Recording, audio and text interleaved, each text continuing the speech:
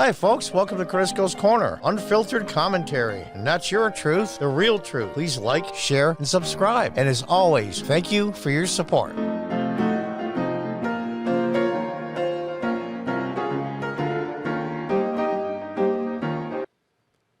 Hi, folks. Welcome back. From the Conservative Daily Briefing. Constitution or Revolution? The choice is ours, America. Yeah, that's exactly right. I couldn't agree more. There's a great group of, I'll put it to you this way. White silence equals violence. Yeah, okay. Silence is violence. They'll fund the police. I'll just put it this way. Individuals in this picture, I know for a fact that none of them, literally none, will bring in the potato salad to the next Mensa picnic. That I do know. As a runaway train is ultimately faced with coming to the end of the tracks, America is now chugging at full throttle toward the end of the tracks. Do we figure out a way to stop the train, or do we let it run to the end, crash, and then pick up the pieces? Some have suggested that. Let it crash, we'll rebuild it. Ask any conservative vote in the country today, and most will tell you the direction our nation is going, this will not end well. There's something brewing below the surface, and it is not good. As Jefferson once said, I hold it that a little rebellion now and then is a good thing, and as necessary in the political world as storms in the physical. Jefferson to Madison, January 1787. What does a real revolution would look like? Yeah, there's political revolutions, there's war revolutions, there's tons of them. In the safety of this article, let us contemplate just what would be a real revolution against our government like today, in today's terms in the year 2021, in lieu of 1776. Here are just a few of the highlights that would likely happen. Washington, D.C. would most likely be stormed by hundreds of thousands, if not millions, of armed American citizens. Now, we're not talking about the January 6 riots. He's talking millions of people, and I actually believe it. The U.S. Capitol would undoubtedly be trashed for real this time. The White House will likely survive for the simple reason it is so very treasured by the American people, but for the most part, the rest of the city would be under a full-blown assault. Yeah, I mean, they'll go after the Capitol first. There was a bunch of asshats that acted stupid, being encouraged by, I think, by government forces, but that's another conspiracy theory for another day. It's it will not take long. They will stand down as they see there's no stopping the masses from invading the Capitol. The police would be helpless. The president would be ferried away on Air Force One Andrews, and Air Force One will take off, taking POTUS to a safe and secure location. Whether it be on the first day, second, or third, the word would eventually leak out globally that Olympus has fallen, and he says, yes, I am borrowing from the movie title for this article. The European Exchange, Tokyo, and other stock exchanges globally will begin crashing, as ours does when it reopens, if it reopens at all. Nearly every grocery store, Walmart, Target, and the rest will be looted nationwide, most likely on the first day when the citizens see what is happening. The military will likely have a few who will attempt to turn on the American people. Huge mistake. What was it, Yamamoto? The Japanese admiral that said we can never invade the American mainland because there is a rifle behind every blade of grass. Still, the patriotic soldiers will immediately imprison those who try this or shoot to kill in the first hours of the revolt. Contrary to some, the military would not turn on their own people. Some may try, but they will pay a heavy price for doing so. That I believe. Yes, and other necessities will be gone the first day. The dollar will crash on a global scale, causing almost immediate hyperinflation. I don't think people understand that these progressive morons that are trying to trash the American economy on purpose for whatever reasons, international or local, The only form of monetary exchange between people likely be silver or gold, as our cash will become valueless in the first few days. In the end, millions will likely die. Most of the state capitals will be burned to the ground. Governments from local to federal will cease to exist for days, weeks, months, maybe longer. Schools will be shut down and medication will be depleted within days nationwide as the pharma companies will be shut down. Mass transit will be shut down. You will not be able to travel from South Dakota to your children in Texas as there will be no gasoline. Militias will likely have taken over the highway system anyway, thus closing all travel. We have not even talked about the fact that the only law would be you and your gun. Imagine a society with no police force. Just think about that for a minute. Now that's hyperbolic. I'm gonna admit it. That's a little off the edge. But he's trying to make a point. This is only the beginning. Would be a national nightmare from the start. Those who seem to think that we need the water, the tree of liberty with patriotic blood might want to remember that when the founding fathers made these statements, we had flintlock rifles and single-shot balls. Not AK-47s, M16s, and AR-15s. How many mass graves will we need to bury the millions?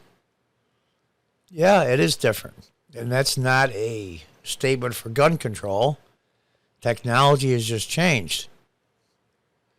As we can now see, they will undoubtedly get a massive government change. Several thoughts come to mind. What kind of government will we get? Who will be in charge? How many years or decades will it take to rebuild our economic system? How many millions will die in such a takeover? You never want to underestimate such a massive operation as this without knowing most of the answers when going into the operation. And the fact is, we don't know the result would actually be. We could end up much worse off than when we started. Remember that POTUS who just left? What happens if he calls in the United Nations to quell the rebellion and 2 million heavily armed United Nations soldiers show up? How many more millions die before this is over? There's no disputing that our government today, and particularly the Democrat Party, is out of control. And the reins need to be put on them immediately, if not sooner. This needs to be done constitutionally, or we face the above that I genuinely pray nobody wants. That I agree with. We have to go by the Constitution. Yes, the progressives and the Democrats play by a different set of rules. I get it. But we can do this. It's just harder. We as conservatives, moderates, Republicans, independents, and such need to coalesce, come together for a common cause, and begin cleaning house. The old neocons, they just need to either shut up, get on, or get out of the way. Because this is coming. The Republican Party is going through a metamorphosis right now. And they can put a lot of brake to it and stop a lot of it. The Republican Party is now becoming the populist party, slowly over time. As many people, low-income, minorities, even women, are beginning to realize that the progressive Democrat agenda is a formula for disaster. But this is just the beginning of the metamorphosis. And a lot of Republicans, old school Republicans, are going to get in the way. I'm older. I'll be 65 next month. But I was a Republican in 2013. I was a local elected official here in upstate New York as a Democrat. Before Democrats lost their freaking minds. So there's a metamorphosis going on in the Democrat Party as well. But the progressive nut bars are taking over. And they control all of culture and all of social media. And all, or I should say the vast majority of cable news. It's going to be a tough fight. Next, we need to be forcing them to change the voter laws in our states, and this needs to be done nationwide. Pass laws that you can only vote early, 60 days out from an election. Then to vote, you must go to your county courthouse, show a valid ID or a central location, because there's some small municipalities. I don't have a problem with the town hall or maybe even the sheriff's department. Show a valid ID. And all voting should be done on a paper ballot. Now, here in upstate New York, I'm in Broome County. I'm in Binghamton, which is the county seat, and we have both. You fill out a paper ballot, you put it in the machine, and it records it electronically. If you ever needed to go back and do a recount, you can count the paper ballots by hand. I like that setup a lot. Otherwise, all voting should be done on Election Day. No more ballot harvesting. I agree. No more drive-up voting at the McDonald's parking lot. No more drop boxes. No more showing of a water bill as identification. No more mailed-out ballots or mail-in ballots. That's going to be a little tougher on the absentees. For the people that are away, they're away on their jobs. Yeah, I'm not sure how you're going to get around that, but there's ways to do it. And you must be an American citizen to vote. I agree. Now, I know in the past, non-American citizens have voted in local elections in the 1800s and early 20th century, but things do change. Unfortunately, it leaves the door open for fraud. I don't want to say the word because the algorithm will pick it up. Yes, it will take years to complete of all of this, but it is the way we are supposed to conduct business in this nation. If you are unwilling to come together, work together as a united front, then we sadly deserve what we get. Get involved today with your local Republican office. Volunteer for a quality candidate.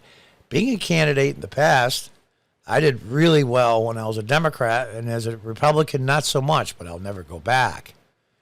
I'll tell you, as a local candidate, I could have used 10 more people to knock on doors. And that's the one thing the progressives are. They're organized. Because frankly, this may sound cruel or mean, but 2/3 of the people that volunteer for them have nothing to do all day, no matter what their age is. So they go out and they're adamant because government is their religion. So they're adamant and they're committed, or should be committed. Volunteer for a quality candidate, donate to true conservatives, but realize that this candidate may be just a stepping stone to a more conservative one down the road. Yes, like in a war, you may have to be in a few battles that you lose to get your army together before you become strong enough to take on the forces that be. True. We did not get here overnight, and it will take time to restore this country. But it can be done if we unite. Create ChangeNow.org is a good place to start. Yes, we have problems, but no problem cannot be overcome if we work together. And here's the thing. Here's the main part of it right here. We did not get here overnight, and it will take time to restore this country. We're Americans, plus especially the younger people, and some of the older people too, want instant results. It's not going to happen. I mean, if we thought that way, George Washington would have quit after 6 months. The Union Army would have quit after 6 months. Sometimes it takes a long, hard struggle. But we need to do it. We need to start doing it now, before it is too late. Or some of the things he said might happen hyperbolic, yeah. But even if half of those were true, it would be a disaster. And I'll just use the quote from the Venezuelan gentleman at the RNC convention last year that said, if America falls, there'll be nowhere else you can go. Until the next time, goodbye and good luck.